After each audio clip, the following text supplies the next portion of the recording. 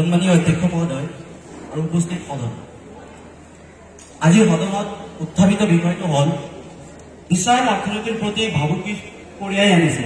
উক্ত বিষয়টোৰ মই বিৰোধিতা কৰি মোৰ মন্তব্য মই আগবঢ়াব বিচাৰিছোঁ। মাননীয় অধ্যক্ষ মহোদয়, প্ৰথমতে ক'ব বিচাৰিছোঁ যে বিশ্বায়ন বুলিলে পৃথিৱীত ৰাষ্ট্ৰসমূহৰ মাজত এক মুকলি পৰিৱেশৰ সৃষ্টি হোৱাকে বুজায়।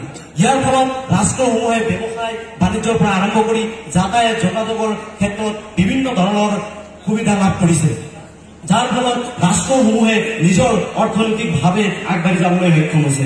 মাননীয় অধ্যক্ষ মহোদয়, বিশ্বায়ন এক অৰ্থনৈতিক প্ৰক্ৰিয়া য'ত প্ৰতিখন ৰাষ্ট্ৰৰ ঘৰুৱা অৰ্থনীতিক সম্পূৰ্ণৰূপে মুক্ত কৰি দিয়া হৈছে আৰু যাৰ ফলত উৎপাদন, বিনিময় আৰু বিতৰণ অৰ্থনীতি যি ব্যৱস্থা আছে সেই ব্যৱস্থাৰ সাধাৰণ অৱস্থাৰ নীতি নিয়ম পৰিণত হৈছে।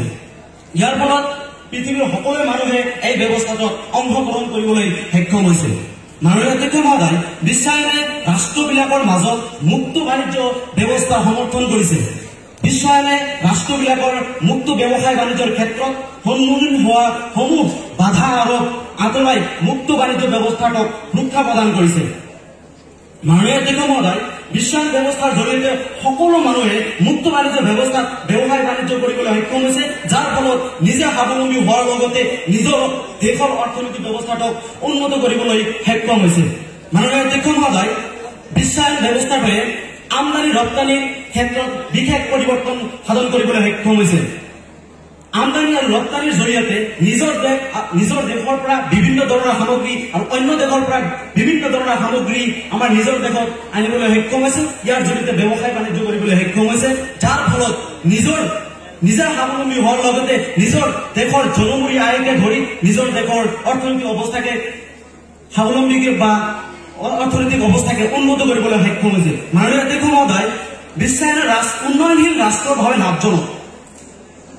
উন্নয়নশীল ৰাষ্ট্ৰসমূহৰ দৰিদ্ৰতা নিৰ্মূল কৰি এই বিশ্বায়নে ঘৰুৱা অৰ্থনীতিৰ সবলীকৰণত বিশেষ অৱদান আগবঢ়াইছে। চীন, ভাৰত, মেক্সিকোকে আদি কৰি বিভিন্ন ধৰণৰ ৰাষ্ট্ৰই নিজৰ দেশৰ জনমূৰি আয়কে বৃদ্ধি কৰিবৰ কাৰণে বিশ্ব বজাৰৰ পৰা সমূহ যাৱতীয় সা সুবিধা ভোগ কৰিছে আৰু এইটো একমাত্ৰ সম্ভৱ হৈছে বিশ্বায়নৰ জৰিয়তে। মাননীয় অধ্যক্ষ মহোদয়, বৈদেশিক মূলধনৰ প্ৰবাহ এই বিশ্বায়ন প্ৰথাই বিভিন্ন ধৰণে সহায় আগবঢ়াইছে।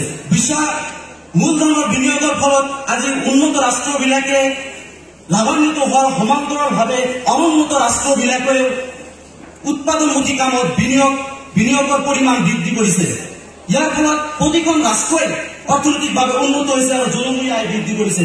মাননীয় অধ্যক্ষ মহোদয়, এই বিশ্বায়নৰ জৰিয়তে সমগ্ৰ বিশ্বত এটা শান্তিৰ বাতাবৰণ অক্ষুণ্ণ ৰখাত সম্ভৱ হৈছে। বিশ্বায়নৰ ফলত বিভিন্ন ৰাষ্ট্ৰৰ মাজত থকা বিভিন্ন ধৰণৰ বিবাদসমূহ শান্তিপূৰ্ণ উপায়েৰে মীমাংসা কৰিবলৈ সক্ষম হৈছে। মাননীয় অধ্যক্ষ মহোদয়, এই বিশ্বায়নৰ জৰিয়তে সমগ্ৰ বিশ্বক এখন সৰু গাঁৱত পৰিণত কৰিবলৈ সক্ষম হৈছে, সমগ্ৰ বিশ্বক হাতৰ মুঠিত ৰাখিবলৈ সক্ষম হৈছে। পৃথিৱীৰ যিকোনো প্ৰান্তত সৰু এটা সামান্য ঘটনা সংঘটিত হলে কিছু সময়, অতি কম সময়ৰ ভিতৰত সমগ্ৰ বিশ্বত বিয়পি পৰিছে আৰু এইটো সম্ভৱ হৈছে একমাত্ৰ বিশ্বায়নৰ ফলত। মাননীয় অধ্যক্ষ মহোদয়, এই বিশ্বায়ন এনেকুৱা এক ব্যৱস্থাকে বুজো যিটো ব্যৱস্থাত প্ৰতিজন ৰাষ্ট্ৰই প্ৰতিযোগিতামূলকভাৱে ব্যৱসায় বাণিজ্য কৰা এটা সুযোগ লাভ কৰিছে। প্ৰতিজন ৰাষ্ট্ৰই নিজৰ দেশক অৰ্থনৈতিকভাৱে সমগ্ৰ বিশ্বত নিজৰ দেশে প্ৰথম স্থান অধিকাৰ কৰিবৰ কাৰণে চেষ্টা চলাই আছে।